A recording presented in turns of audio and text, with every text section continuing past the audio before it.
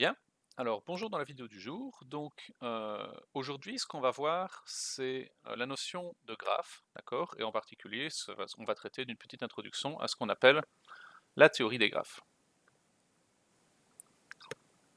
Ok? Alors quelque chose qu'il faut déjà remarquer, c'est que nous, ce qu'on étudie, c'est pas. Vous avez peut-être déjà entendu parler de graphe dans le cadre de graphe d'une fonction, et c'est pas du tout ce qu'on va faire. Ok? Donc nous, on va pas travailler avec le graphe de fonction.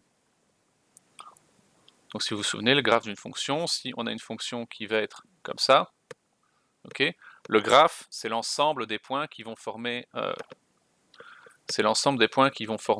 la courbe en rouge ici. D'accord? C'est pas du tout ça qu'on fait. Ok? Nous, ça nous intéresse pas, ça, dans ce cadre-ci. Nous, ce qu'on regarde, c'est euh, autre chose qu'on appelle graphe. Alors, pour simplifier dans un premier temps, vous pouvez considérer que c'est simplement un ensemble de petites bouboules qu'on va relier par des lignes. Ok?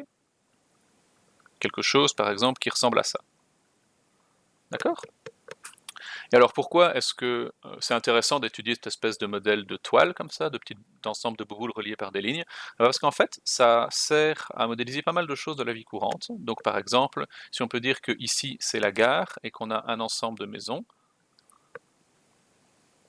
comme ça, on peut se dire, ok, je vais dire que une petite bouboule c'est une localisation géographique, une ligne là c'est une route qui permet de rejoindre deux localisations géographiques, et on peut par exemple se demander, tiens, je me demande, à partir de M4, c'est quoi une façon rapide de se diriger jusqu'à la gare? Donc on peut par exemple aller par là et par là, ce qui n'est pas du tout intéressant. Par contre, par exemple, sur cet exemple-là, c'est de se dire que je vais aller par... Ah, on voit pas du tout en cette couleur-là. C'est par exemple, c'est pas du tout intéressant d'aller par là, puis par là, puis par là, on voit que ça prend plus de temps. D'accord? Bien. Alors, au niveau de l'introduction, moi j'en ai fini, donc voilà, souvenez-vous, nous ce qu'on étudie c'est ça, ok? Absolument rien à voir avec le graphe d'une fonction. Alors, sans plus attendre, du coup, je vous propose de vous mettre une définition formelle, d'accord? Donc qu'est-ce que c'est qu'un graphe? Donc définition. Alors, un graphe, c'est quoi? On va l'appeler non orienté. Alors qu'est-ce que c'est? C'est un couple. Donc un couple, normalement vous vous souvenez ce que c'est, si pas il faut retourner voir dans la vidéo sur le produit cartésien. C'est un couple de deux ensembles, un qu'on va par exemple appeler arbitrairement V et l'autre E. Et alors, qu'est-ce qu'ils ont de particulier ces ensembles? Alors, V, c'est un ensemble qui est fini, donc on n'a pas le droit d'avoir des ensembles infinis, qui n'est pas vide, d'éléments qu'on va appeler des sommets, d'éléments appelés, sommets, d'accord? Et alors, E, en fait, E, du coup, c'est un ensemble, fini également, de paires d'éléments de E. De paires de sommets, du coup, hein, de paires de sommets. Donc ça veut dire de paires d'éléments de V, du coup, de paires de sommets qu'on va appeler, donc ces paires sont appelées des arêtes. D'accord? Et alors, on note un tel graphe G, appelons-le G, G comme, si on lui donne un petit nom, on va écrire quelque chose comme G, c'est V, E, comme ça. D'accord? Alors, faisons un petit exemple tout de suite. D'accord? Donc par exemple, je vais reprendre mon modèle d'avant. Donc je vais par exemple avoir, si je veux dire que par exemple, je vais dire que G c'est égal à V, E, avec, par exemple, V, je vais dire que c'est les sommets 1, 2, 3, 4, 5. Donc souvenez-vous, hein, l'ensemble des éléments de V, on appelle ça des sommets. Okay, donc les éléments de V, on appelle ça des sommets. Et E, c'est des paires de V, de paires d'éléments de V, donc des paires de sommets. Alors comme on est avec des paires et des sous-ensembles, et des ensembles, on remarque que je ne peux pas écrire quelque chose comme ça. Okay, c'est pas permis parce qu'on a deux fois le même élément dans ma paire. Okay, et comme une paire est un ensemble, c'est pas possible. Donc on va par exemple avoir 1, 2. On peut par exemple avoir 2, 3.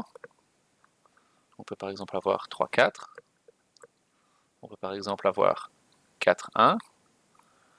Ok. Et on peut mettre aussi par exemple 2, 5.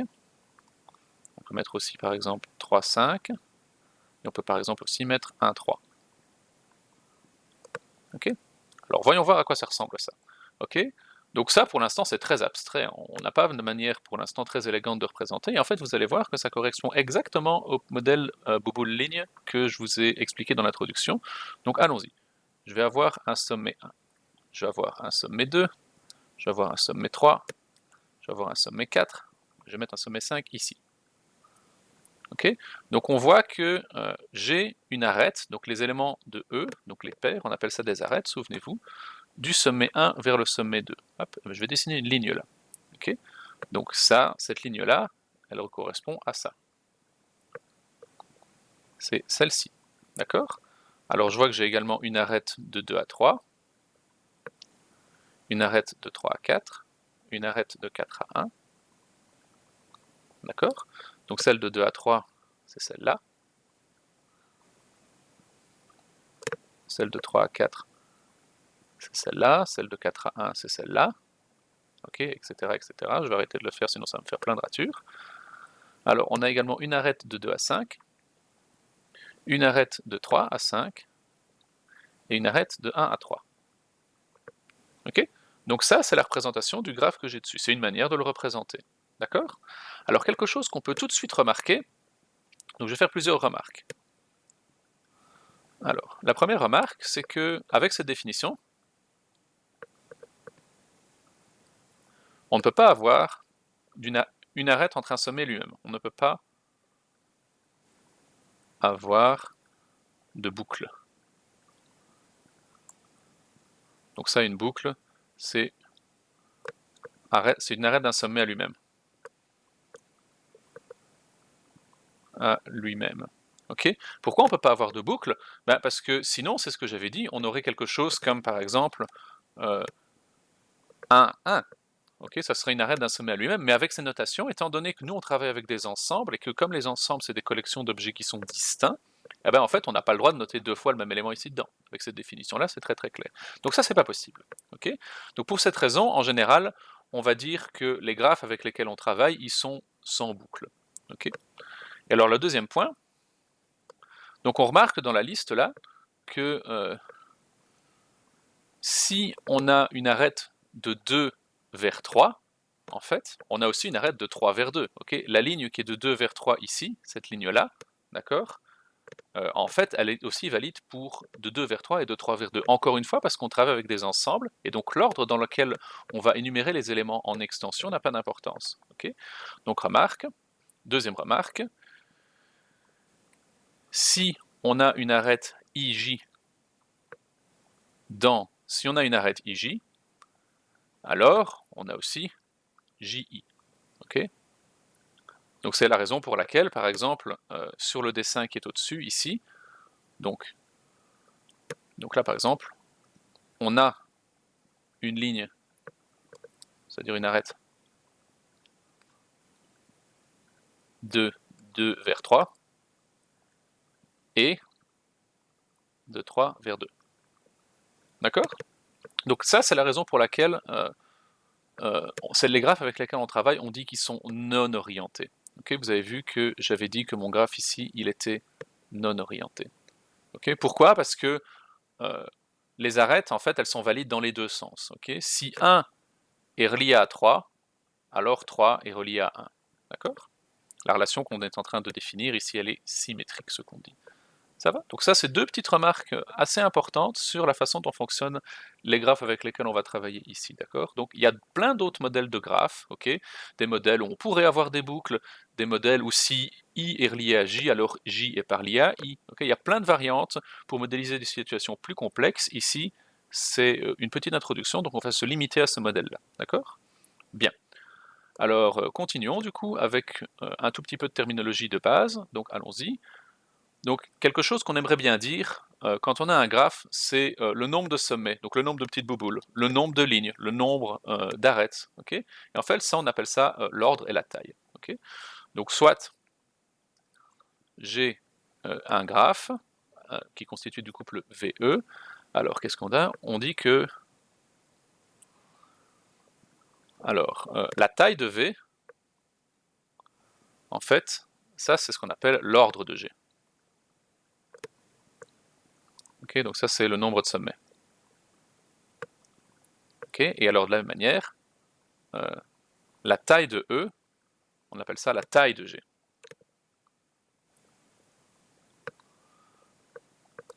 Ok, donc la taille d'un graphe, au final, c'est son nombre d'arêtes. Ça va? Alors, sur l'exemple qu'on avait au-dessus, d'accord? Donc sur cet exemple-là, si je regarde ici ça, donc on voyait qu'on avait 5 sommets ici, parce que j'ai 5 petites bouboules, ok? J'ai 5 éléments dans mon V, et alors des arêtes, j'en ai 1, 2, 3, 4, 5, 6, 7, et si je les compte ici, j'en ai 1, 2, 3, 4, 5, 6 et 7, ok? Donc on n'en a pas oublié, d'accord? Alors, disons ça, donc sur l'ordre, sur l'exemple précédent,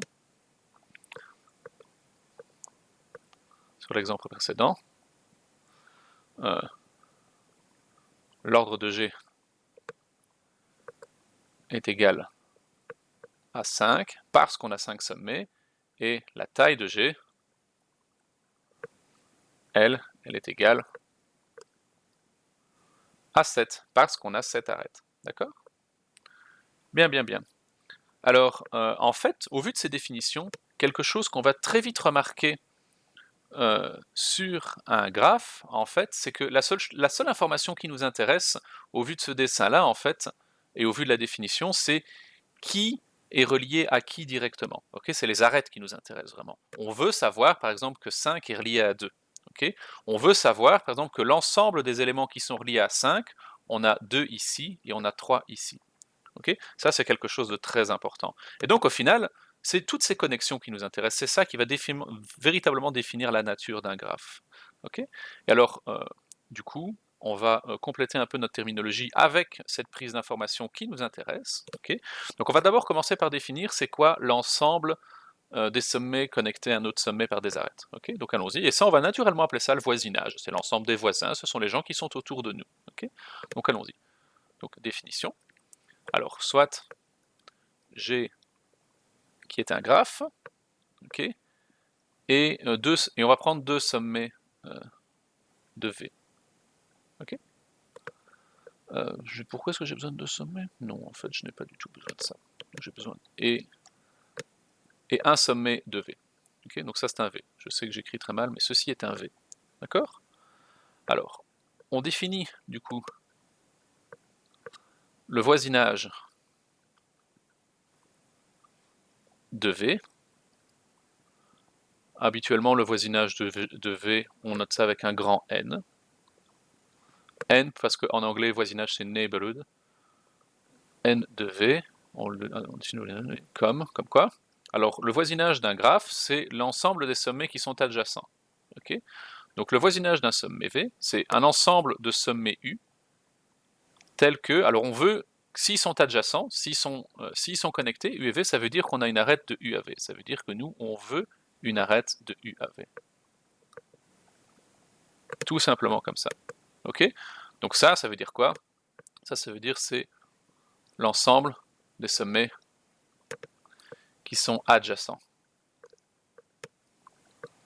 A, V. Adjacent, ça veut dire que il y a une arête entre U et V. D'accord? Et alors, une autre petite définition. Donc, on définit le voisinage comme ça. Et alors, une autre définition. Du coup, le nombre d'éléments qui sont dans le voisinage, on appelle ça le degré d'un sommet. Et le degré de V,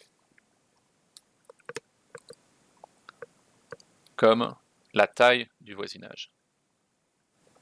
D'accord? Alors, je vais refaire mon exemple. Ok, donc si j'ai un graphe comme ça,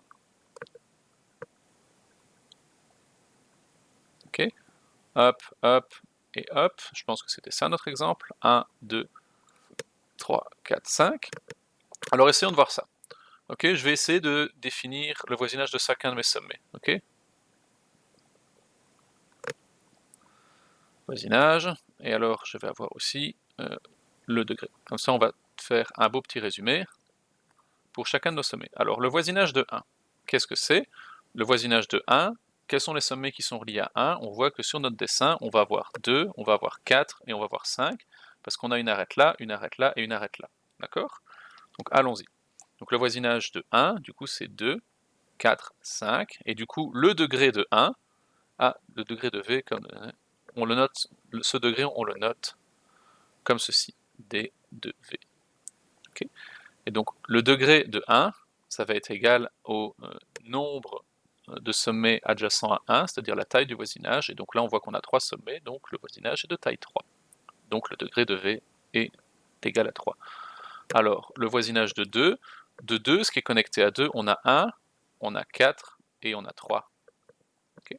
Donc allons-y, faisons ça. Donc le voisinage de 2, on va avoir du coup, on a dit 1, on a 4 et on a 3. D'accord? Et alors, le degré de 2, du coup, c'est la taille du voisinage, c'est-à-dire également 3. Alors, le voisinage de 3, là, on n'a que 2 sommets dans le voisinage de 3, respectivement 2 et 4. Ok? Et donc, le degré de 3, du coup, c'est 2. Ok? Parce qu'on a 2 sommets dans le voisinage. Alors, le voisinage de 4, maintenant. Alors, le voisinage de 4, il y a 4 sommets. Tous les sommets, sauf 4, en fait. Donc, on a 3, 2, 1 et 5. Alors, allons-y. Le voisinage de 4, c'est du coup 1, 2, 3 et 5. Et du coup, le degré de 4, ça va être exactement égal à 4. D'accord? Et alors, allons-y. Dernier voisinage qui nous reste à faire. Et le voisinage de 5, du coup, ça va être égal à... Il n'y a que 2 sommets qui sont adjacents à 5. On n'a que le 1 là et on n'a que le 4 là. Donc le voisinage de 5, on a juste 1 et 4. Et donc le degré de 5, c'est égal à 2. D'accord? Voilà, voilà. Alors, une propriété qui est très intéressante à voir avec ces histoires de degrés, c'est qu'on remarque que supposons que je veuille faire la somme des degrés. Okay, donc je vais faire d de 1 plus d de 2 plus d de 3 plus d de 4 plus d de 5. Donc je vais faire 3 plus 3 plus 2 plus 4 plus 2. Okay, si je regarde ici, la somme de ça, du coup, c'est égal à 3 plus 3, 6, plus 2, 8, plus 4, 12, plus 2, 14. La somme ici, c'est égal à 14. Et on remarque, en fait, que 14, c'est égal à 2 fois le nombre d'arêtes. D'accord? Donc ici, on avait 7 arêtes. 1, 2, 3, 4, 5, 6 et 7. Et c'est normal qu'on obtient exactement 2 fois le nombre d'arêtes, parce que si on prend le degré d'un sommet, en fait, donc on va compter ses voisins, donc on va compter cette arête-là et cette arête-là. Mais par contre, cette arête, l'arête qui est ici, cette arête-là, on sait qu'on va la compter une autre fois dans le degré de 2. Parce que dans le degré de 2, on va dire c'est celle-là, plus celle-là, plus celle-là. Et donc en faisant la somme des degrés, en fait, on va chaque fois compter toutes les arêtes 2 fois. Okay, donc on peut en dégager la propriété suivante, qui va être du coup, propriété, soit j'ai un graphe de taille n, donc de taille m, ok, alors au final, si on fait la somme, donc si on fait la somme, donc ça, l'espèce d'énorme sigma que j'ai dessiné, ça c'est un symbole mathématique qui veut dire somme, donc si je fais la somme sur chacun des sommets de mon graphe, ok, si je fais la somme des degrés, en fait j'obtiens 2 fois le nombre d'arêtes. Okay, donc ça veut dire quoi? Somme des degrés égale 2 fois le nombre d'arêtes. Okay, pour la raison que j'ai dit, parce qu'en faisant la somme des degrés, en fait, je vais compter chaque arête 2 fois, tout simplement. D'accord? Et alors, une dernière petite information concernant, du coup, ce qu'on a dit à propos des voisinages, etc. On regarde également que donc nous, ce qui nous intéresse au vu des graphes, là, on a vu c'était uniquement qui est connecté à qui est adjacent à qui. Et en fait, on peut résumer toutes ces informations de manière très précise dans ce qu'on appelle, dans un tableau, qu'on va appeler une matrice d'adjacence. Donc la matrice d'adjacence, c'est simplement un tableau à 2 dimensions qui va dire qui est adjacent à qui. Okay, on va la définir de manière suivante. Donc, soit j'ai un graphe,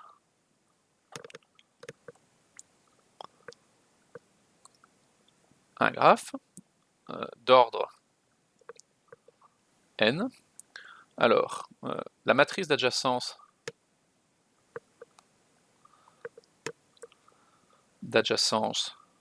d'adjacence de G, en fait c'est un tableau à 2 dimensions de D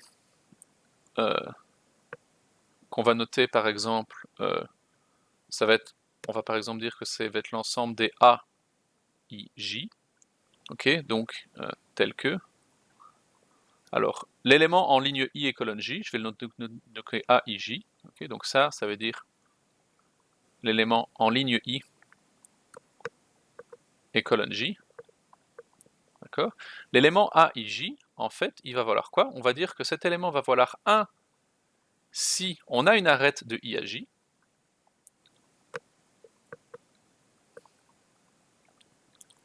donc 1 si arête de I à J, et 0 s'il n'y a pas d'arête. Okay, donc je vais refaire mon dessin d'avant, okay, et on va terminer cette vidéo là-dessus. Okay, donc si j'ai un graphe qui est comme ça,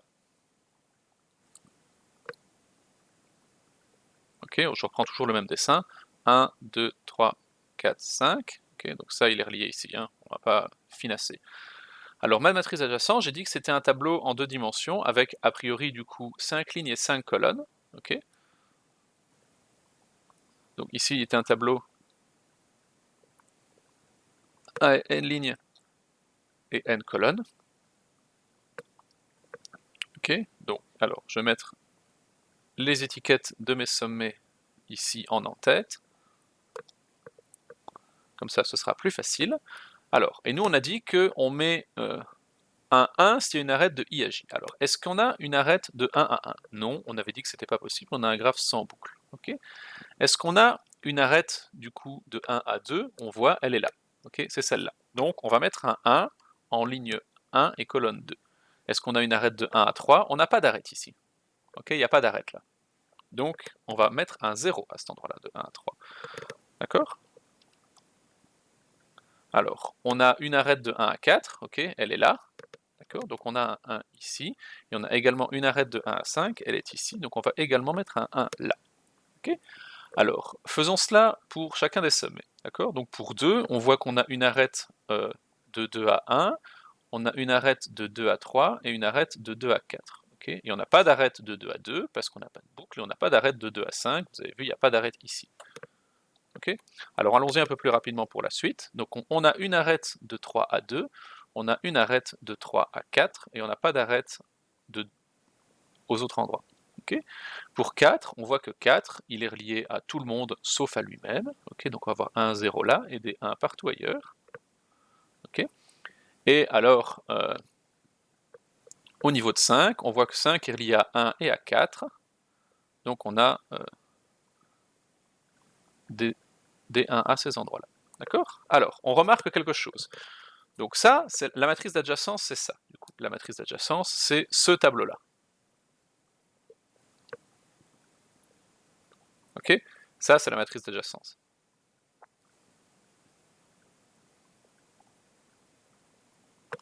D'accord? Moi, j'ai mis des en-têtes pour que je sache me repérer, mais a priori, la matrice d'adjacence, c'est juste ce qu'on a.